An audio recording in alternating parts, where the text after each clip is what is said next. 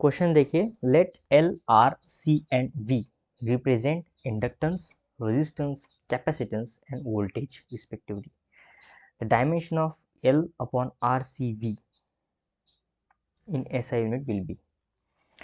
तो देखिए हमें क्या करना है, एल यानी capacitance, I mean inductance upon resistance into capacitance into voltage, इसका डायमेंशन फाइंड करना है. मैं आपको एक सिंपल फार्मूला देता हूँ, I mean inductance upon resistance, इसका जो डायमेंशन होता है वो होता है 1 इन टाइम के बराबर.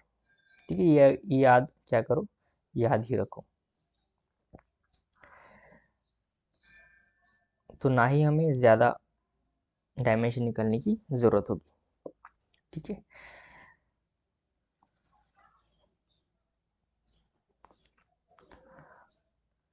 अल्टरनेटली हम थोड़े से डिफरेंट वे में जाते हैं. ठीक है, ना कि इस वे में.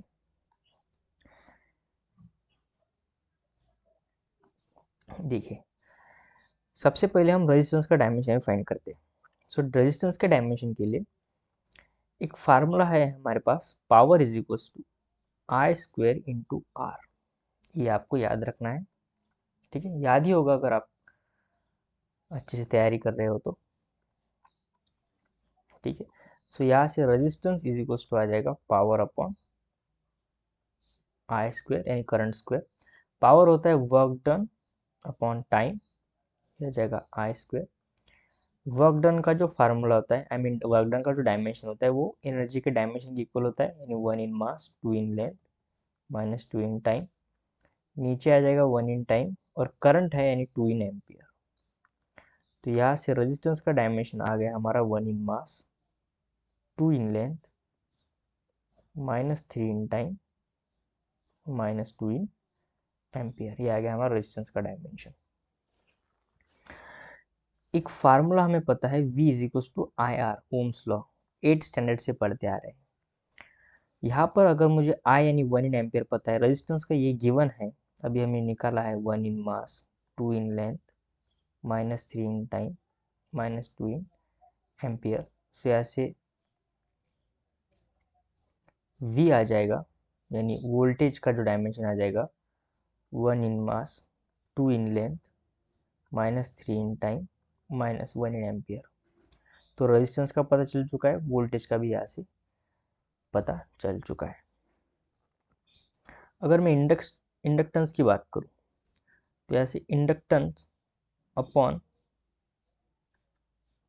ठीक है, इंडक्टेंस अपॉन रेजिस्टेंस का जो डायमेंशन होता है वो 1 इन टाइम के बराबर होता है. ठीक है, ये एक बड़ा ही अच्छा सा कॉन्सेप्ट है, एक अच्छी सी ट्रिक है. अगर आपको ये याद आ गया तो हम इंडक्टेंस को इजीली निकाल सकते हैं. तो यहाँ से इंडक्टेंस आ जाएगा 1 इन टाइम इंटू आर.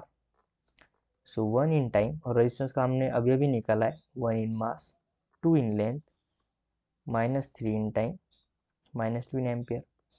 इसे सॉल्व करने के बाद ये आ जाएगा 1 in mass 2 in length minus 2 in time minus 2 in ampere.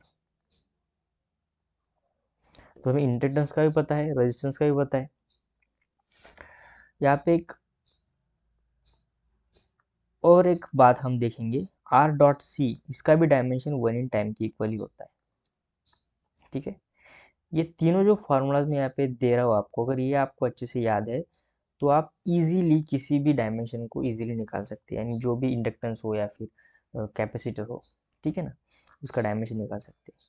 अगर आप जो हमें क्वेश्चन में पूछा है आर सी वी, इसे देखो तो आर इंटू सी का डायमेंशन तो टाइम के इक्वल ही हुआ, तो ये अपॉन यह जगह 1 इन टी वोल्टेज.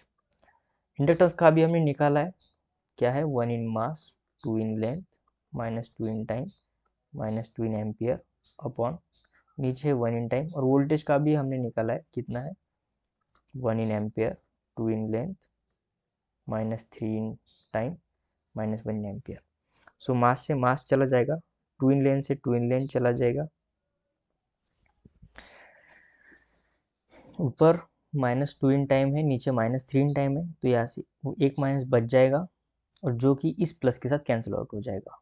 तो ऊपर बचा है माइनस 2 इन एम्पियर, नीचे 1 इन एम्पियर है, -1 इन एम्पियर है, जो ऊपर जाके +1 एम्पियर हो जाएगा, तो सिर्फ बचा -1 इन एम्पियर। सो ऑप्शन यहाँ से कौन सा मैच कर रहा है? ऑप्शन बी देखिए यहाँ पे सही आंसर लग रहा है। सो ऑप्शन बी हमारा राइट आंसर होगा।